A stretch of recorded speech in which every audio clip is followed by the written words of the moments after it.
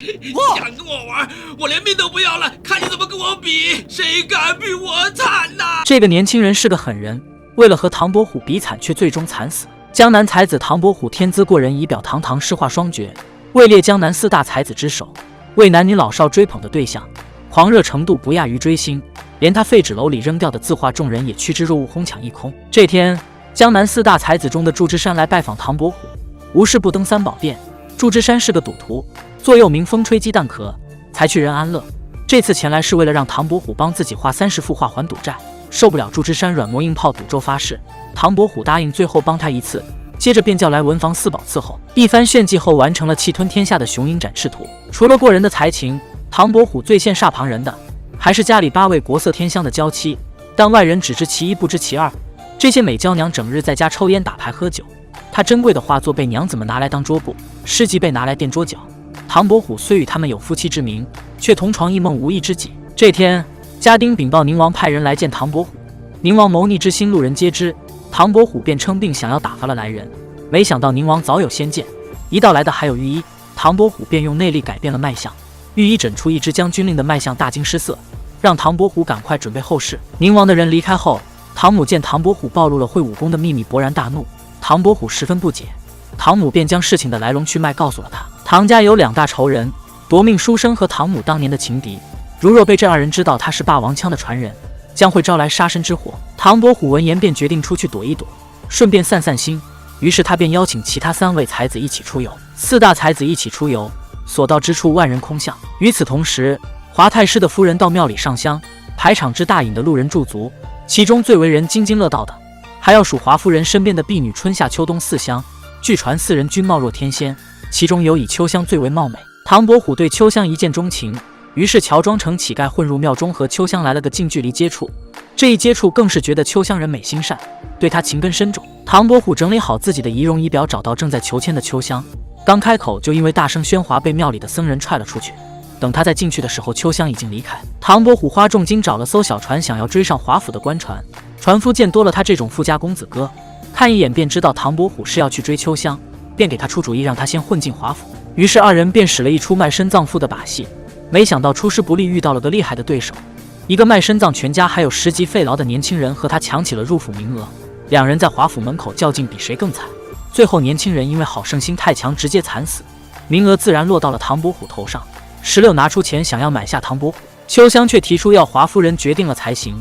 好在最终这出戏没有白演，唐伯虎终于把自己成功卖进了华府，成了华府最低等的下人，代号9527。进府第1天，唐伯虎就因偷看秋香被管家罚了1000多个俯卧撑。之后他整天烤鸡翅扫狗屎，顺便画秋香的画像，但却一直没机会再见到秋香。直到某天，唐伯虎看到4香在院子里放纸鸢，机会终于送上了门。他偷偷打断风筝线，纸鸢随即掉到了房顶。唐伯虎马上毛遂自荐爬到房顶帮忙拿下纸鸢。他幻想着自己失足摔下假山后，秋香会对自己关怀备至，但理想和现实还是有差距的。等唐伯虎掉下来的时候，一双手稳稳地接住了他，但却不是秋香，而是管家。管家从唐伯虎身上搜出了秋香的画像，却误以为他画的是风华绝代16姐，怒骂他没有画天分，然后将胆敢觊觎自己女人16姐的唐伯虎一顿痛。白天被管家打断，晚上唐伯虎偷偷来到4香的院子，想要找到秋香对他表明心意，却被风华绝代16姐撞了个正着。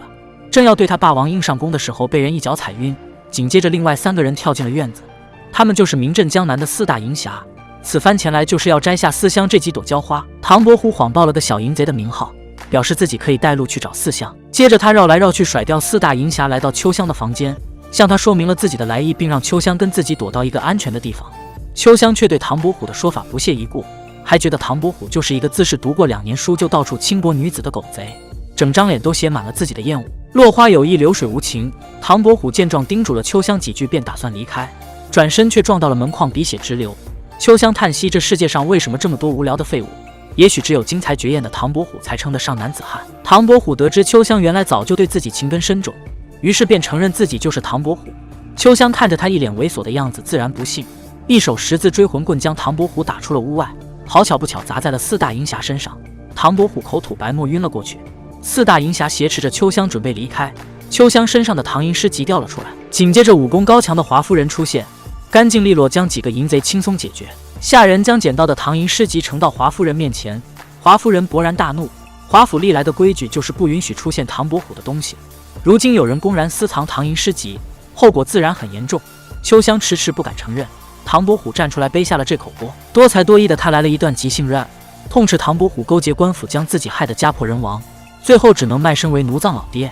此后便一直带着这本唐寅诗集鞭策自己，发誓有朝一日功成名就，手刃仇人。这番慷慨激昂、感人肺腑的自白将华夫人深深折服。在得知这个下人也和唐伯虎有不共戴天之仇后，华夫人面上有了些笑意，又看他有几分才气，便让唐伯虎戴罪立功，陪两位公子读书，并给他赐名华安。从只有代号的低等下人一跃成为书童，离秋香更进一步的唐伯虎沾沾自喜地来到书房，见到了骨骼惊奇的两位公子华文和华武。唐伯虎区区数言就让两兄弟甘愿拜他为大哥，为他洗一碟被端茶倒水。很快两兄弟的夫子来到书房，见二人对一个小小书童唯命是从，很是不解，于是便自报家门，想要压唐伯虎一头。他拿出腰间的刀，比比划划。此时华太师推门而入，无意间将夫子手里刀插回了他自己身上，夫子当场毙命。华太师有些慌乱，唐伯虎赶忙站出来说夫子是在表演刀枪不入，结果误杀了自己。华太师连连称是，并将唐伯虎升为了高级书童，让他教自己的两个儿子读书。唐伯虎的身份更上一层楼，和秋香接触的机会变得多了起来，也成为了府里人人敬仰的大才子。唐伯虎邀请秋香晚上在柳树下一起研究诗词歌赋，秋香点头答应。院子里一阵喧闹，原来是管家将在市集上卖唐伯虎字画的祝枝山抓到了府上，众人误以为他就是唐伯虎，最后在真正的唐伯虎斡旋下，祝枝山暂时被关进了柴房。唐伯虎来到柴房，想要神不知鬼不觉地放走祝枝山，两人还没说几句话，门外便传来了动静。唐伯虎赶忙躲在草垛后面，秋香推门而入，他想要确认祝枝山是不是真的唐伯虎。就在这时16姐去而复返，秋香也连忙躲在了草垛后面，听着祝枝山和16姐的对话，秋香自言自语地说，原来唐伯虎是这样的人，还不如华安好。真正的唐伯虎听了很高兴，两人一起看起了驯兽表演。两人正看戏，看在兴头上，宁王带着一大队人马长驱直入来到太师府。华夫人觉得来者不善，便叮嘱华太师要好生应对。宁王拿出一幅唐伯虎的孔雀图，想借画作找茬发难，被华夫人巧妙化解后，又提出让华太师和自己的谋士切磋文采。谋士出了个对子，让华太师对下联，华太师一时对不出，唐伯虎及时出现救了场。接着两人便展开了一场文斗，直斗的谋士吐血3声。没有找到借口发飙的宁王岂肯善罢甘休，他又命已经归顺于自己的夺命书生拿出圣上御赐的春树秋霜图一起欣赏。华夫人接过了画，两人名为赏画，实则打架。赶去劝架的思乡中了夺命书生的面目全非脚，个个不复曾经的花容月貌。秋香的脸更是肿成了猪头，好在唐伯虎及时出手，用失传已久的还我飘飘拳把他打回了原形。华夫人和夺命书生还在对峙，两人均是满头大汗，最终华夫人被暗算受伤，唐伯虎顶了上去，和夺命书生继续你来我往的过招。两人打斗间扯碎了那幅御赐的春树秋霜图，宁王终于找到了发飙的借口，唐伯虎却说那幅图并不是真迹，真迹就藏在华府里。于是他便拉着秋香去拿画。宁王叉着腰，他倒要看看一个小书童究竟能翻出什么花样。唐伯虎带着秋香来到书房，嬷嬷挥毫一蹴而就，最后盖上印章，一幅春树秋霜图就完成了。秋香很惊讶，唐伯虎谎称自己以前就靠画唐伯虎的假画为生，所以已经熟能生巧了。这幅画为唐伯虎亲手所画，自然任谁看都是真迹无误。没有找到茬的宁王气急败坏地离开，埋怨夺命书生为什么不大开杀戒。夺命书生连忙允诺等自己3日之后元气恢复，就把华府上下赶尽杀绝。虽然唐伯虎就整个华府于水火之中，却也被华夫人发现了端倪。他带着秋香给唐伯虎送来一壶千年人参茶补身体，看他喝下茶水，便提出只要他说出自己的身份，就将秋香许配给他。唐伯虎信以为真，马上承认自己就是如假包换的唐伯虎。话音刚落，就被冲进来的家丁团团围住。华夫人直言他刚才喝的参茶里被下入了剧毒1日丧命散。唐伯虎闻言却说1日丧命散哪里毒得过自己唐家的含笑半步癫。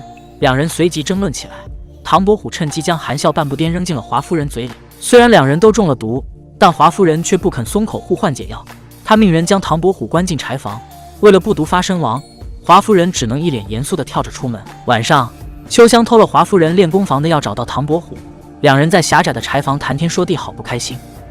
第二天，秋香向华夫人求情，希望能饶唐伯虎一命。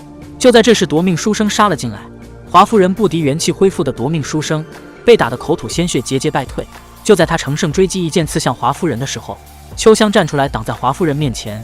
眼看秋香就要香消玉殒，唐伯虎提着一杆银枪冲了进来，他从炼丹房找到了1日丧命散的解药，还抽空洗了个澡，换了身衣服，然后和夺命书生缠斗在一起。几招过后，枪头再次被挑飞。夺命书生洋洋得意地说唐伯虎和自己的老爹一样笨，但他没想到的是，唐伯虎早已将霸王枪练得出神入化，不用枪尖也能捅人。夺命书生难以置信地看着没入他胸口的木棍，接着便倒地身亡。霸王枪也重新夺得了兵器谱第1的排名。为了报答唐伯虎，华夫人答应将秋香许配给他。大婚当日，为了考验唐伯虎，华夫人让他在一炷香内从20个新娘里找出秋香，如若做不到，秋香自然也就娶不到了。眼看一炷香就要烧完，唐伯虎先后使出了3招，都被华夫人一一化解。就在唐伯虎快要因为娶不到秋香含恨而终的时候，喜婆却背着秋香从另一扇门走了出来。人生大起大落实在太刺激了，好在最后有情人终成眷属。